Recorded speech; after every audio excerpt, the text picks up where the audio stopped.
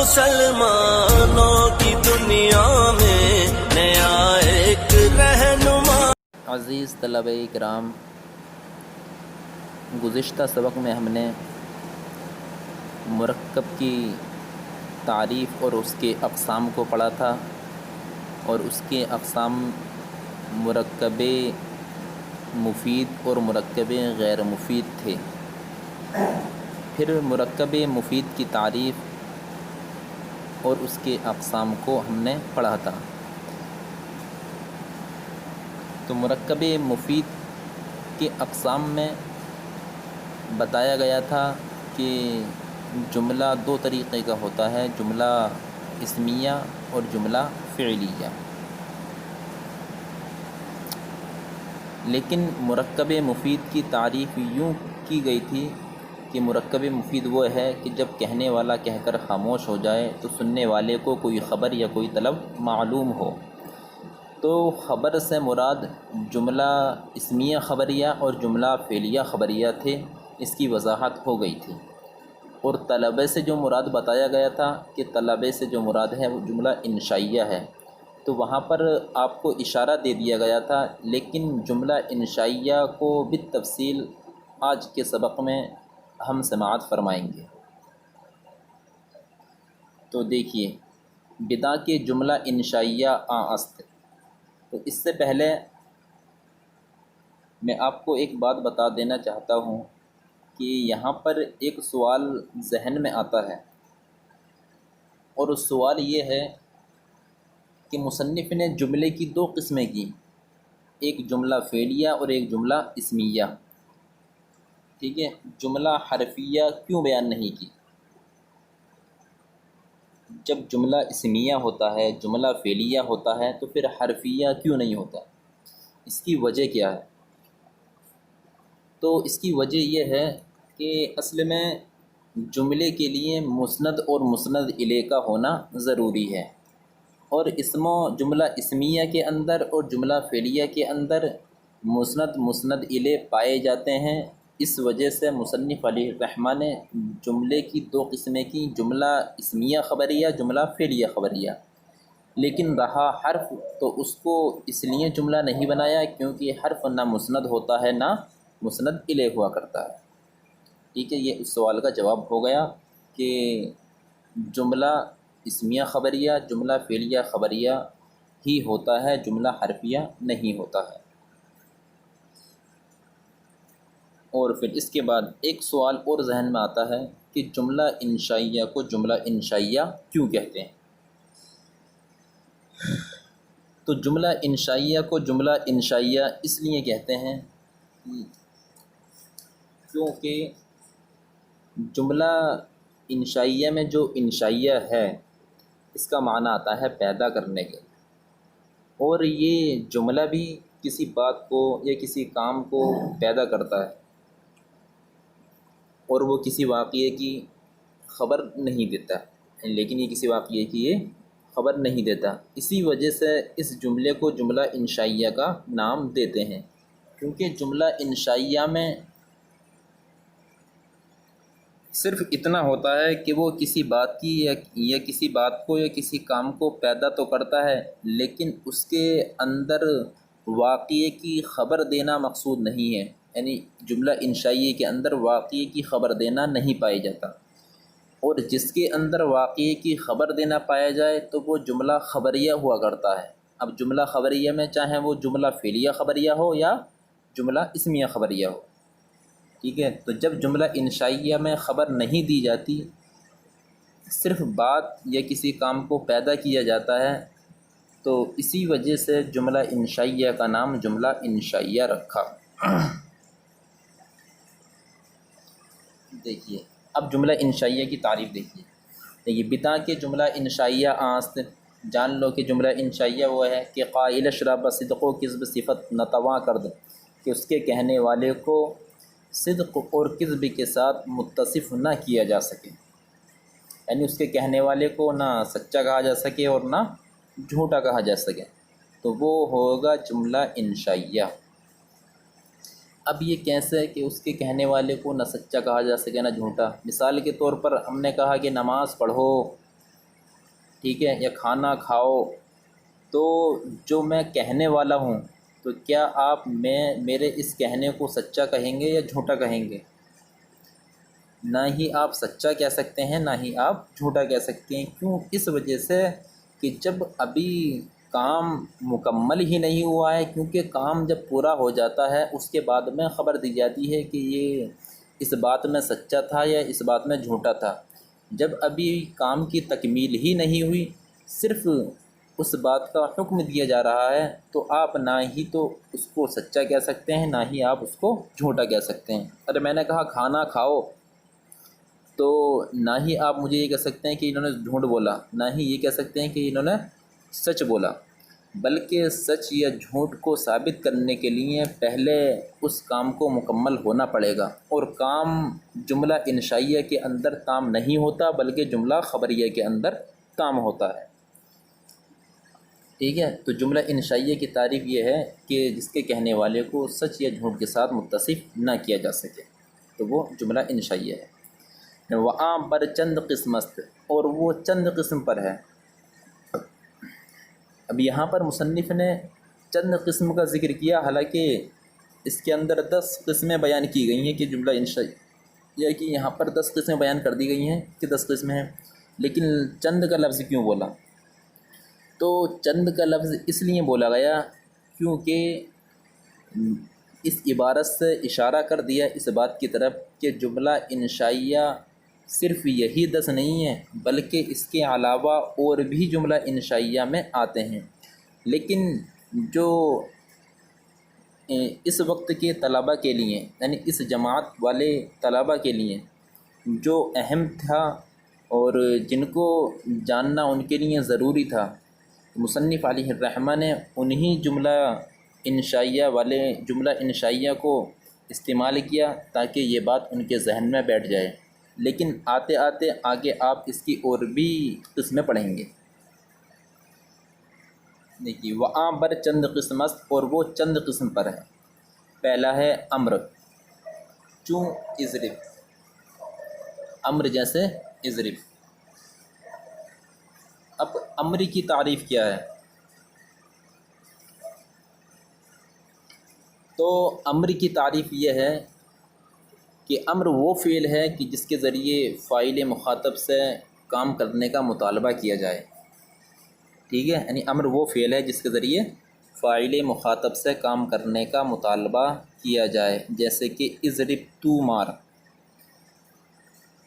تو اس کے اندر کام کرنے کا مطالبہ کیا جا رہا ہے، اور کس سے کیا جا رہا؟ فاعل مخاطب سے، یعنی جو اس کام کو کرنے والا ہوگا وہی فاعل ہوگا، اور حکم دے رہے ہیں تو جو سامنے والا ہے وہ مخاطب ہے اور فاعل بھی وہی ہے، کیونکہ وہی کام کرے گا، اس کو ہی حکم دے رہے ہیں، تو وہ فاعل مخاطب ہوا۔ ٹھیک ہے، تعریف آپ کی سمجھ میں آ گئی ہوگی کہ امر وہ فعل ہے کہ جس کے ذریعے فاعل مخاطب سے کام کا مطالبہ کیا جائے۔ ٹھیک ہے، تو وہ امر ہوگا، جیسے اضرب تو مار، تو جس کو ہم حکم دے رہے ہیں تو وہ فاعل مخاطب ہوا۔ لیکن آپ ساتھ ہی ساتھ ایک بات کی طرف اور ذہن رکھیں کہ تعریف میں آیا کہ امر وہ فعل ہے کہ جس کے ذریعے فاعل مخاطب سے کسی کام کا مطالبہ کیا جائے۔ ٹھیک ہے، لفظ مطالبہ آیا، اور پیچھے جو مرکب مفید کی آپ نے تعریف پڑھی کہ جس کے کہنے والے کو سچا یا جھوٹا کہا جا سکے، وہ پیچھے تعریف پڑھی تھی کہ جب کہنے والا، مرکب مفید کی جب کہنے والا کہہ کر خاموش ہو جائے تو سامع کو، یعنی سننے والے کو کوئی خبر یا کوئی طلب معلوم ہو، تو وہاں پر طلب سے مراد بتایا تھا کہ جملہ انشائیہ ہے، تو انشاء کے اندر طلب پائی گئی، تو امر بھی یہ بھی انشاء کی قسموں میں سے ہے، اس لیے اضرب تو مار، تو مارنے کا مطالبہ کیا جا رہا ہے۔ ٹھیک ہے، تو طلب جو پائی جاتی ہے یہ انشاء کے اندر پائی جاتی ہے، ٹھیک ہے، خبر کے اندر طلب نہیں پائی جاتی۔ دیکھیے، امر چوں اضرب، جیسے کہ اضرب تو مار، و نہیں چوں لا تضرب، اور نہیں جیسے کہ لا تضرب، یعنی تو مت مار۔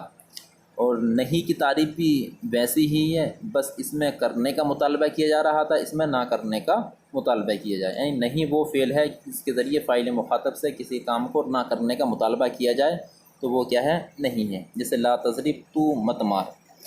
تو فاعل مخاطب سے مطلب کام کو نہ کرنے کا مطالبہ کیا جا رہا ہے کہ اس کام کو مت کرو، ٹھیک ہے۔ تو یہ بھی جملہ انشائیہ کی قسموں میں سے ہے۔ اب آگے آتا ہے وہ استفہام، چوں حل ضرب زید، یعنی وہ تیسری ہے استفہام، جیسے حل ضرب زید، کیا زید نے مارا۔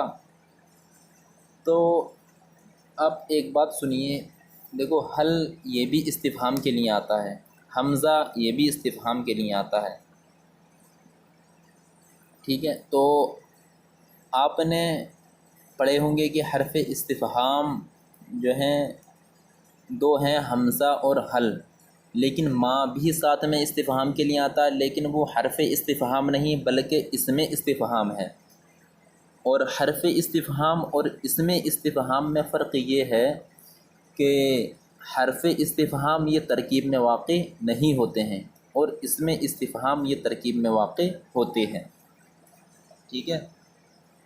حل حرف استفہام کہہ کر چھوڑ دیا جاتا ہے، اس کے بعد جو جملہ ہے اس میں ترکیب کی جاتی ہے۔ مثال کے طور پر جیسے کہ یہاں پر ہے حل ضرب زید، تو حل حرف استفہام کہہ دیں گے، ضرب فعل ہے اور زید اس کا فاعل ہے، تو فعل فاعل سے مل کر جملہ فعلیہ خبریہ ہوا لفظاً اور انشائیہ ہوا معنن۔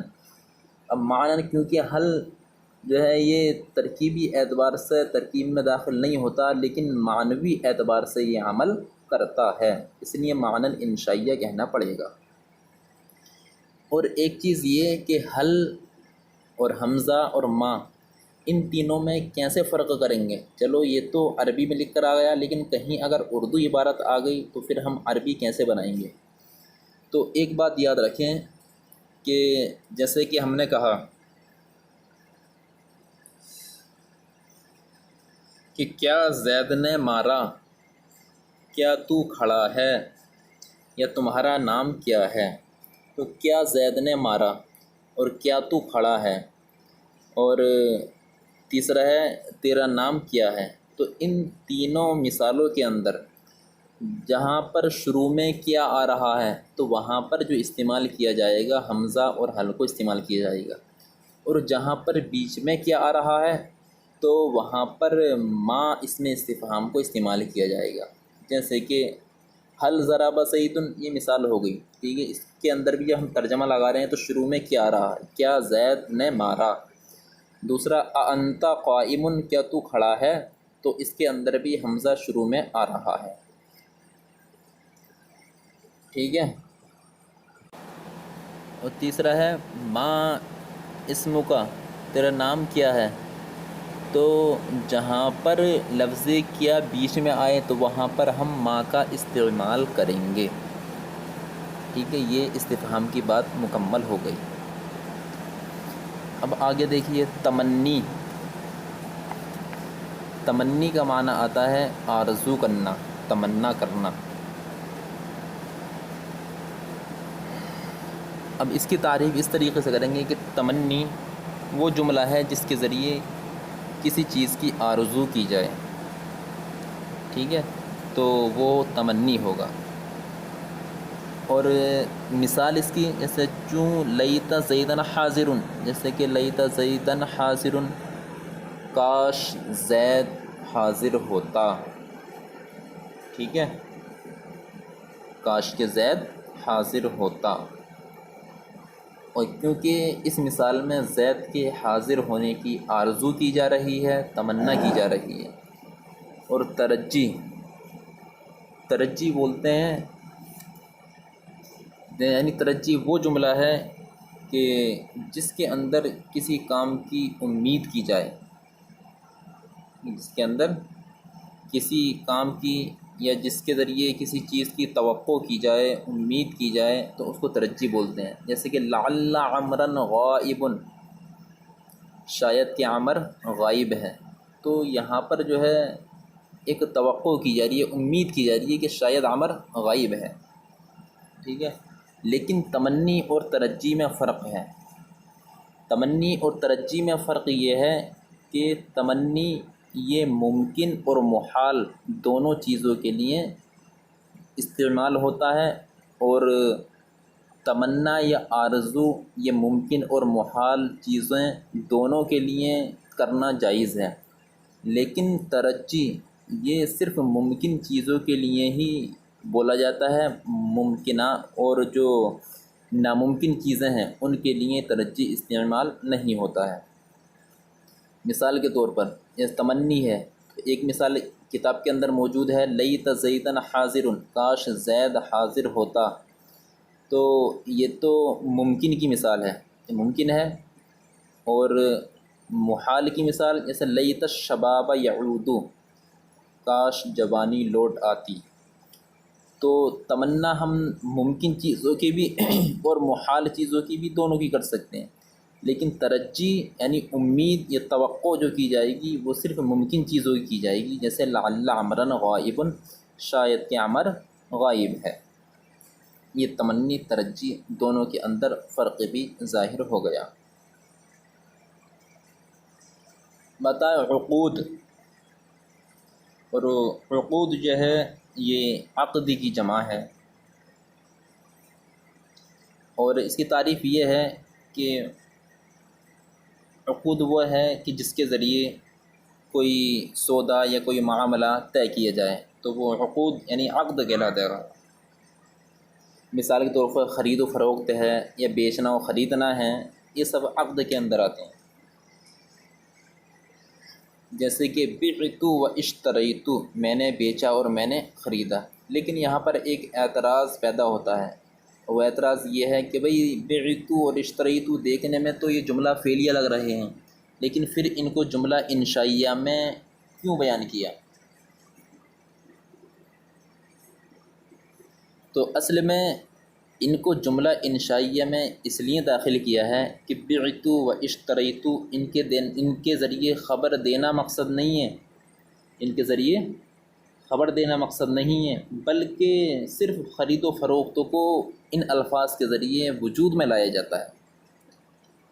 اگر ہم کہیں بعت الجاموسا، میں نے بھینس کو بیچا، تو اب یہ جملہ انشائیہ نہیں رہا بلکہ جملہ فعلیہ ہو گیا۔ تو اس وجہ سے صرف بعت و اشتریت ہی اگر استعمال کی جا رہے ہیں تبھی یہ جملہ انشائیہ کی قسموں میں سے ہوگا۔ و ندا، اور ندا جیسے کہ یا اللہ، ٹھیک ہے۔ تو ندا کی تعریف کیا؟ تو ندا وہ جملہ ہے جس کے ذریعے کسی کی توجہ اپنی طرف کرائی جائے تو وہ ندا کہلاتا ہے، جیسے کہ یا اللہ، اے اللہ، یا اور دوسری مثال کے طور پر بہت سارے لڑکے بیٹھے ہوئے ہیں، ہم ایک شخص کو اس میں سے آواز دینا چاہ رہے ہیں، جیسے کہ اس میں کہ ایک زید بیٹھا ہوا ہے، ہم بول رہے ہیں یا زید، تو اگرچہ وہ آپس میں باتیں کر رہے ہیں لیکن ہم نے کہا یا زید یعنی اے زید، تو وہ فوراً ہماری طرف متوجہ ہو جائے گا۔ تو یا جو استعمال کی جاتی ہے، یا حرف ندا جو استعمال کیا جاتا ہے تو وہ اسی لیے استعمال کیا جاتا ہے، یعنی اس کے ذریعے جس کو پکارا جاتا ہے وہ آپ کی طرف متوجہ ہو جائے گا، جیسے کہ بولتے ہیں یا رسول اللہ، ٹھیک ہے۔ تو یا جو حرف ندا ہے تو اس کی تعریف یہی ہے کہ ندا وہ جملہ ہے جس کے ذریعے کسی کی توجہ اپنی طرف کرائی جائے۔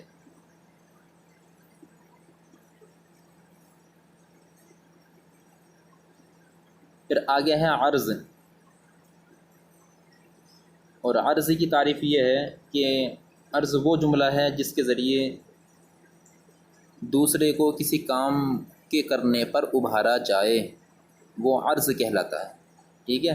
یعنی عرض وہ جملہ ہے جس کے ذریعے دوسرے کو کسی کام کے کرنے پر ابھارا جائے تو وہ عرض ہوگا۔ مثال کے طور پر جیسے الا تنزل بنا فتصیب خیرا، کہ تم ہمارے پاس کیوں نہیں اترتے کہ تم بھلائی کو پہنچو،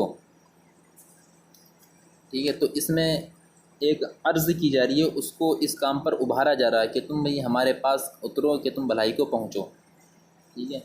جیسے کہ تم ہمارے ساتھ کیوں نہیں بیٹھتے کہ تم محنت کرو، تو اس کو بھی مطلب محنت کرنے کے اوپر ابھارا جا رہا ہے کہ بھئی ہمارے پاس بیٹھو تاکہ تم محنت کرو، ٹھیک ہے۔ تو یہ عرض کہلائے گا۔